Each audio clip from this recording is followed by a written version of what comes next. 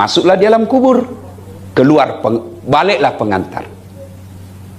Ibu-ibu pernah rasakan padam lampu?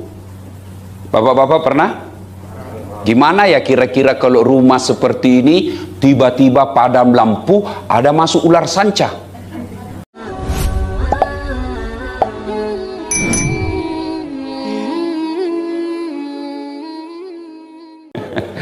Ibu bapak saudara-saudara sekalian, kita cerita dulu tentang alam kubur. Pak almarhum Haji Adi Guna Sutowo, beliau sekarang sudah transit. Ya, nenek kita, nabi-nabi kita sekarang transit, belum sampai ke surga. Nabi-nabi belum sampai ke surga. Di mana transitnya? Namanya alam barzah, alam kubur. Coba ibu bapak, kalau bapak sebagai PNS, tentara misalnya, ditugaskan ke Papua yang tidak ada sinyal, masih ada pilihan. Apa pilihan? Saya pensiun dini, berhenti saya jadi pengangguran aja, pulang lagi ke Jakarta. Bapak dagang ke Jawa, ke Solo misalnya, ternyata sampai di Solo tidak ada nyamannya, balik lagi ke Betawi jadi pengangguran, tidak ada masalah. Bapak kirim ke Kalimantan bekerja, cari nafkah, ternyata sampai di Tarakan tidak ada nyamannya di sana, pulang lagi bapak ke Jakarta, masih ada pilihan. Tapi demi Allah, kalau bapak masuk di kubur, senang tidak senang, tinggal kau di situ, tidak boleh lagi kau keluar. Jangan mentang-mentang anda enak ternyata di kubur, saya keluar lagi. Begitu bapak ibu keluar, lari semua penghuni rumah. Ayo. Nah, ternyata ketika bapak ibu mau masuk ke kubur, pernah lihat orang diantar ke kubur, bu? Almarhum kemarin diantar, kan ikut tak? Ada berapa yang mengantarnya kata Nabi? 3. Orang yang makmur seperti almarhum ini, 3 yang ngantarnya. Apa yang mengantar 3 itu? 1, keluarga. Datang sama saudara, datang karib kerabat, datang orang yang pernah beliau bantu. Tapi demi Allah, begitu masuk di kubur, apa ada yang mau masuk temani? Apa ada yang mau masuk temani? Meskipun bapak banyak utang budi sama beliau, begitu masuk kubur, apa boleh buat? Pak, tinggallah bapak sendiri. Nih, ibu-ibu nih, yang sudah muka-muka sakaratil maut. Ibu kalau meninggal nanti, bu, apa? Suami mau ikut? Hah?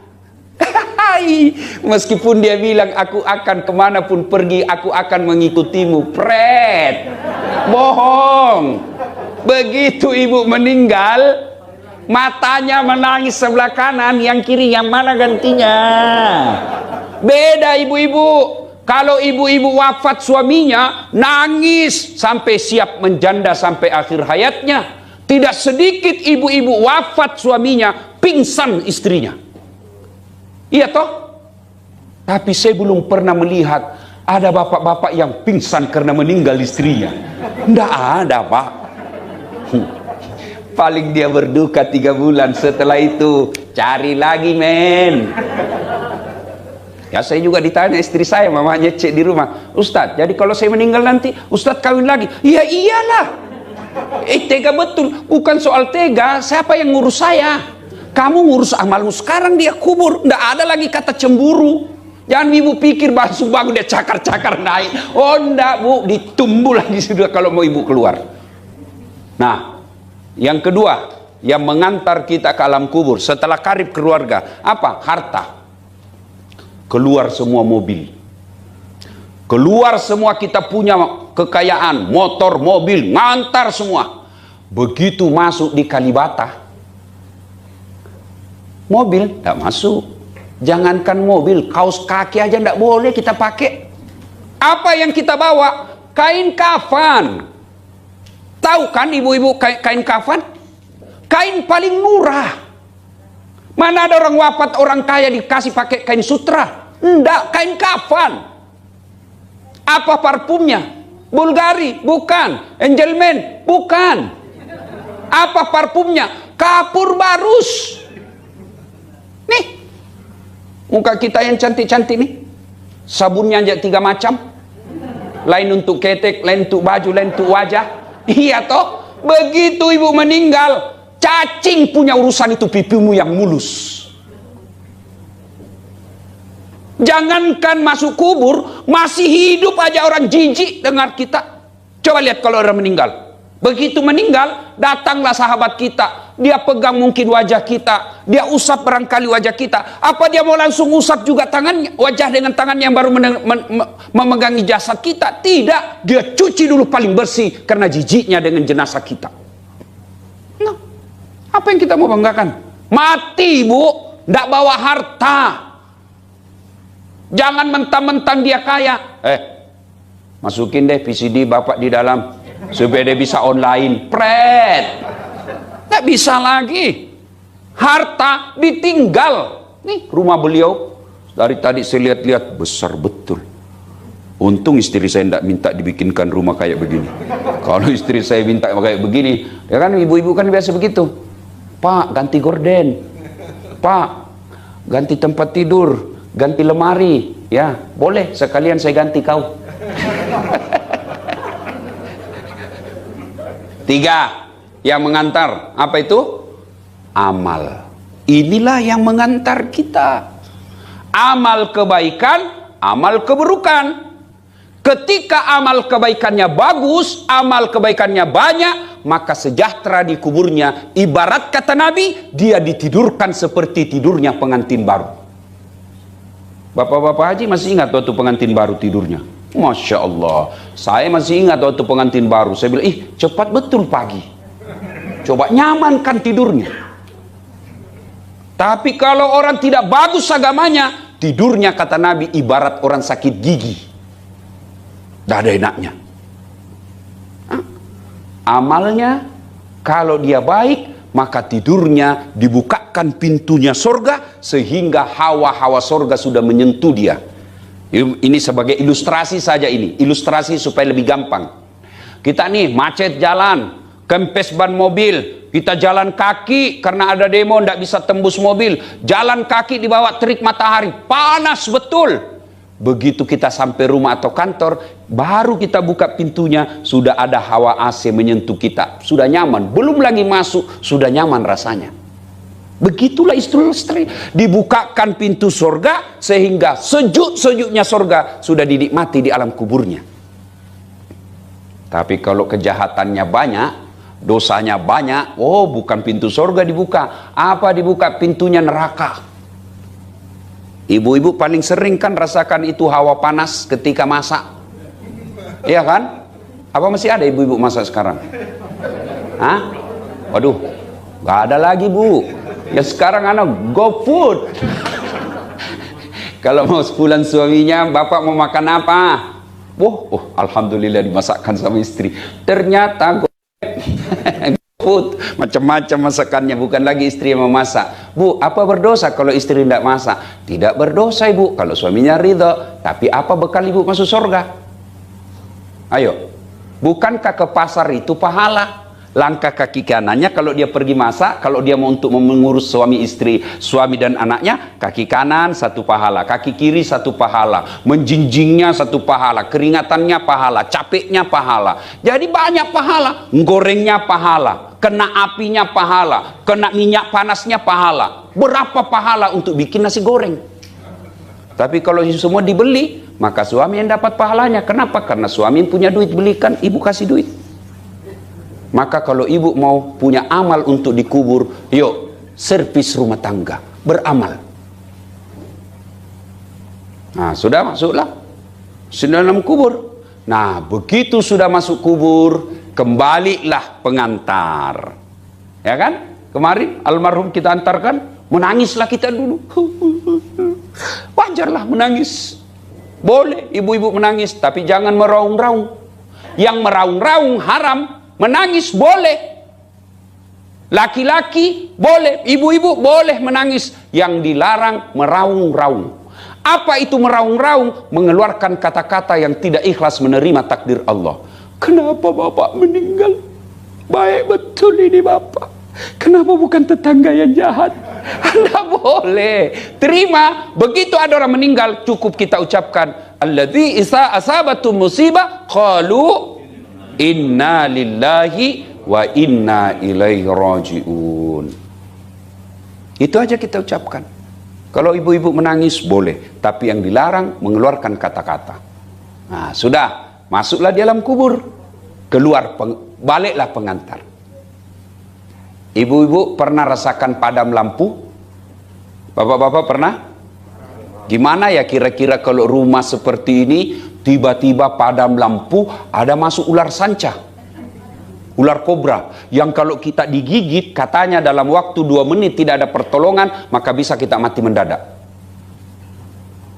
Masuk ular, padahal rumah lebar ini, panik kan kalau ada ular masuk, padam lampu, panik kita.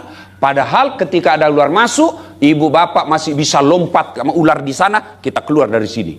Ada ular masuk, kita masih bisa teriak, tolong, tolong, security masuk membantu. Ada ular masuk, kita masih bisa lempar, pak. Gelap, kita masih bisa nyalakan lampu handphone. Luasnya masih bisa. Lari ke sana, lari sana, ular ke sana, kita lari ke sana. Naik, kita naik. Itu padam lampu, hanya beberapa saat ular masuk, kita sudah panik pada rumah besar begini. Demi Allah, bapak masuk di kubur. Lebarnya 40 cm. Panjangnya 1 meter, mungkin sampai 180 cm. Padamnya lampu bukan 1 hari, bukan 1 bulan, tapi selama-lamanya. Luasnya ditindis kita tanah. Dan pada saat itu datanglah malaikat. Seluruh pengantar sudah balik, maka yang tinggal menengani kita di kubur ada 3 yang akan menolong kita. Sholat tidak bisa lagi kita lakukan, puasa tidak bisa lagi, haji tidak bisa lagi. Yang bisa menolong dan menyelamatkan kita alam kubur, kata Nabi, 3, yaitu sadaqatun jariyah. 1. Yang kedua, anak yang soleh dan soleha. Dan yang ketiga, ilmu yang bermanfaat. Jadi almarhum sekarang Pak Adi, 3 yang bisa menolong beliau, yang itu amalnya terus mengalir. Apa itu? 1, anak yang soleh dan soleha. Nabi tidak mengatakan anak, tapi ada sambungannya, anak yang baik agamanya. Itu yang bisa menolong. Maka ibu-ibu, saya mengajak kepada diri saya dan kita semua, ayo perhatikan agama anak kita. Bapak tidak usah gengsi kalau anak kita tidak juara kelas, tidak usah malu. Ibu-ibu tidak usah malu kalau anak kita daftar akpol, daftar akabri tidak lulus padahal sudah 3 tahun mendaftar. Tidak usah, tidak perlu malu. Ibu bapak tidak usah malu kalau anak kita sudah S2 tidak kerja, tidak usah malu. Yang bapak ibu malu kalau anak kita sudah balik tapi tidak tahu ngaji. Tidak pernah kita dapat sholat jamaah, tidak pernah kita dengar dia ikuti taklim, ibu baru malu. Dia keluar bukan mahramnya, ibu malu. Sebab demi Allah, begitu ibu masuk kubur, inilah yang kita harapkan, doakan kita. Maka didik anak. Kita biasa bangga kalau anak kita sekolah ke luar negeri. S1 Australia, S2 London, S3 New York. Tahu New York ibu? Bekasi lurus sedikit belok kanan. Bangga betul. Enak anaknya itu, Ustaz, hebat.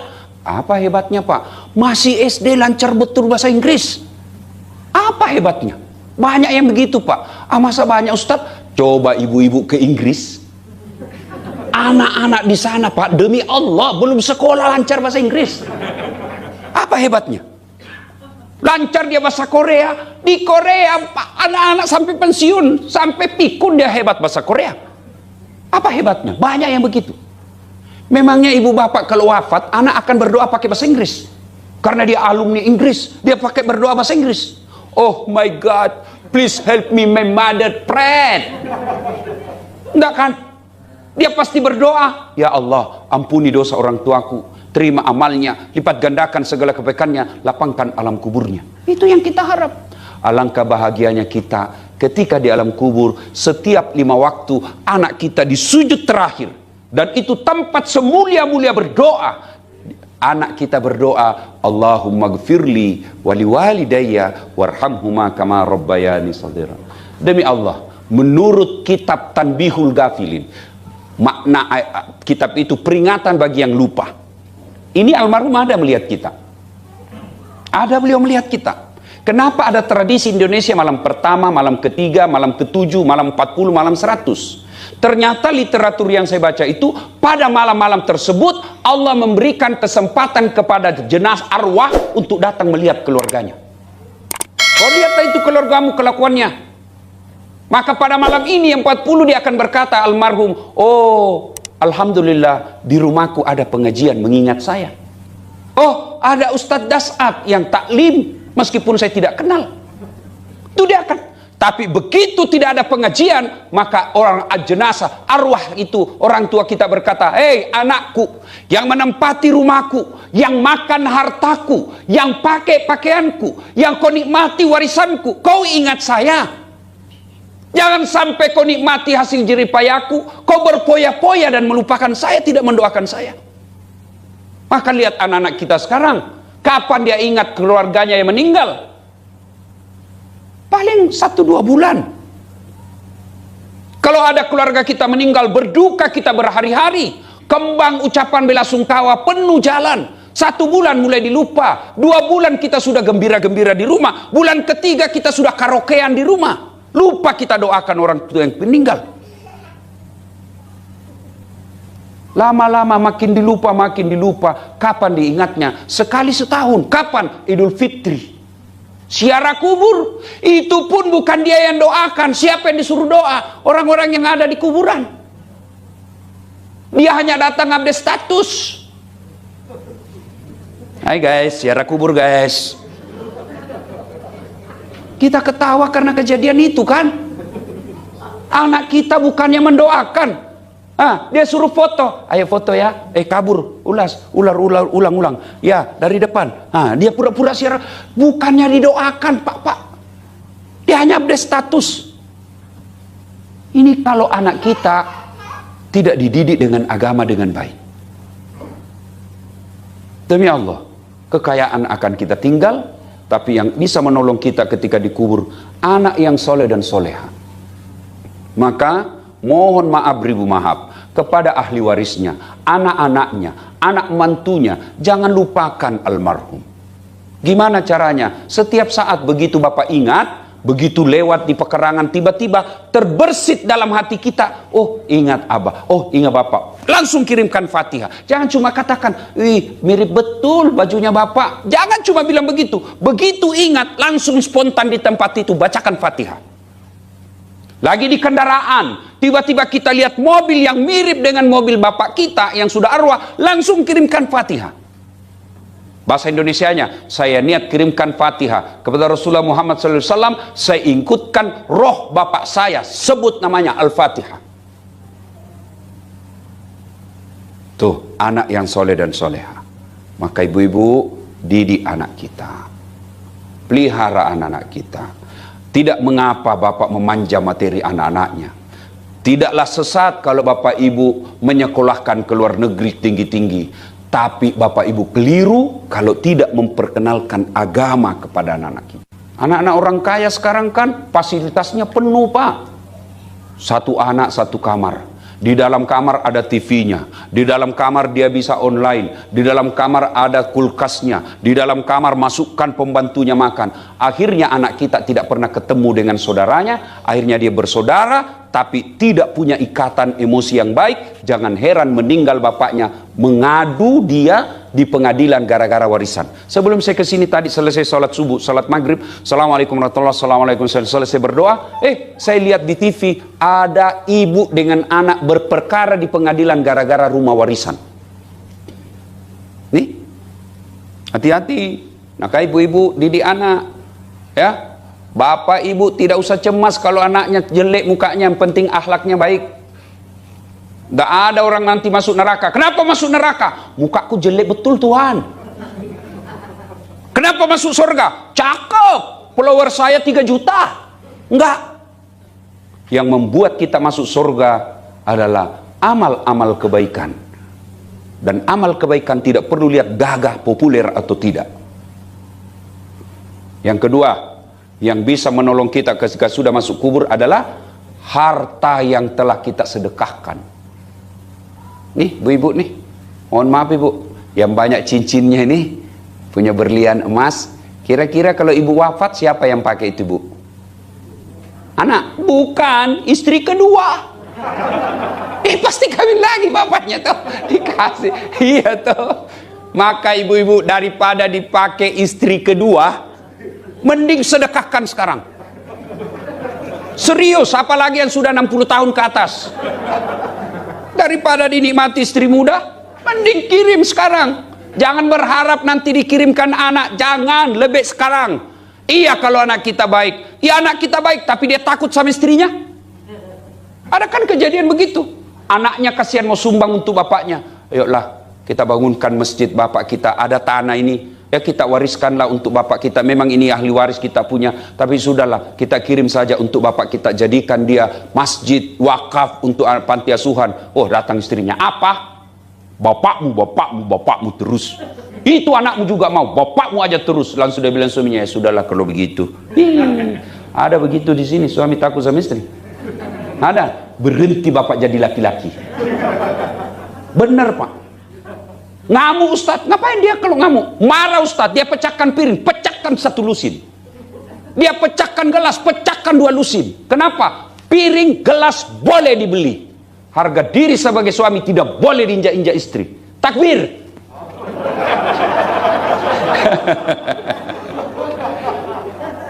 Jadi Ustadz tidak takut sama istri. Saya tidak takut sama istri saya pak. Cuma istri saya lebih berani. Ayo, sedekah. Lu sedekah. Saya juga tidak setuju kalau dikatakan tidak usah cari duit banyak-banyak, tidak dibawa mati. Itu paham dahulu kala. Kalau saya cari uang banyak-banyak, bawa mati. Gimana caranya? Transfer sebelum wafat.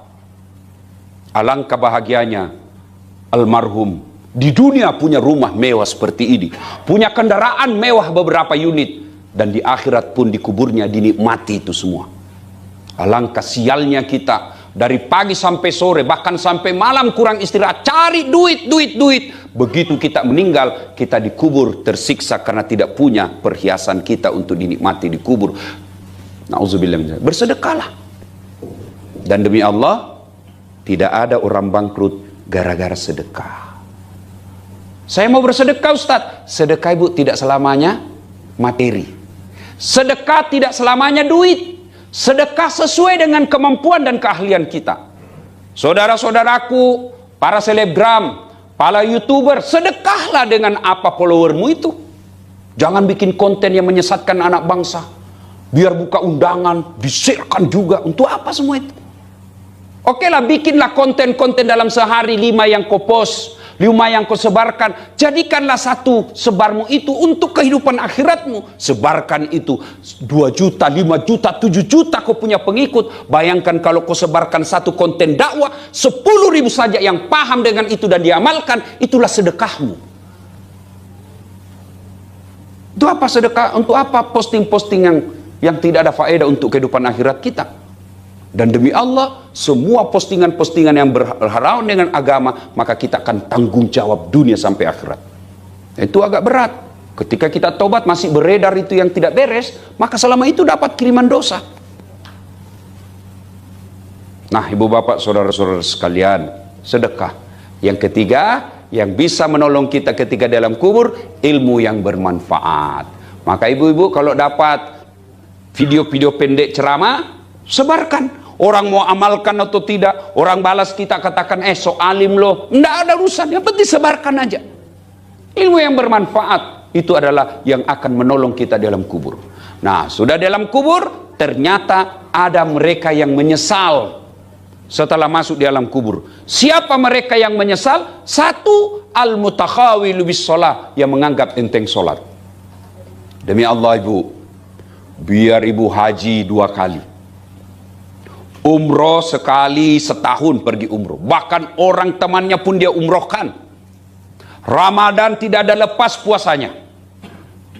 Selesai Ramadan pun dia kadang puasa Syawal, tapi tidak sholat, tidak ada semua gunanya.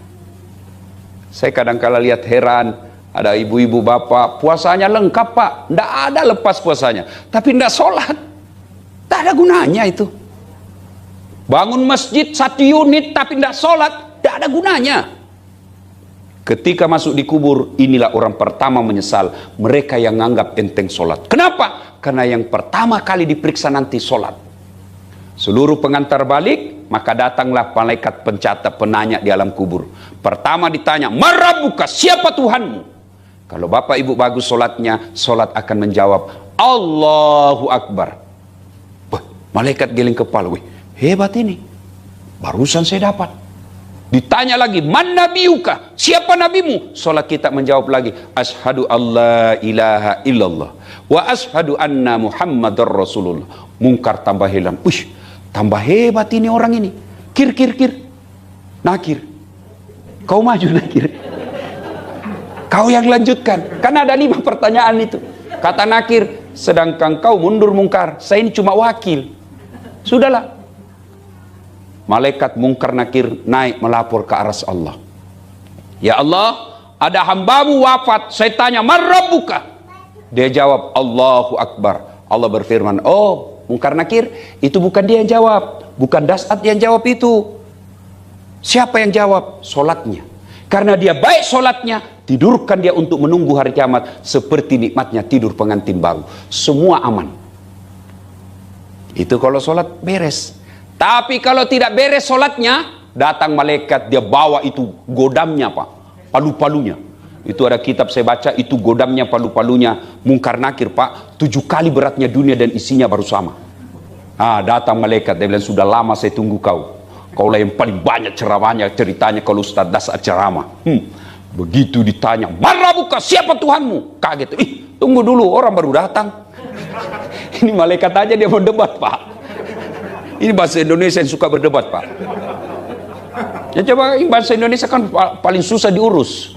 Waktu ada vaksin dulu, waktu awal-awal COVID, kan netizen geria, "Mana vaksin? Habis duit 600 sampai 700 triliun. Mana vaksin? Mana vaksin?" Begitu datang vaksin, apalagi dia bilang, "Ini tidak asli, ini palsu, dibuktikan sama BP POM, ini asli." Dia bilang lagi, "Tidak halal, sudah dibuktikan sama MUI, ini halal." Dia bilang, "Jokowi dulu dong yang disuntik." Sudah disuntik Jokowi, dia bilang lagi, "Tidak masuk jarumnya." Sudah masuk jarumnya, dia bilang, "Pasti vitamin C." Sudah lagi kita vaksin, dia tempel-tempel lagi. Aduh, bingung saya lihat ini. Apa maumu ini semua? Suka sekali berdebat. Maka di kubur pun malaikat dia mau debat.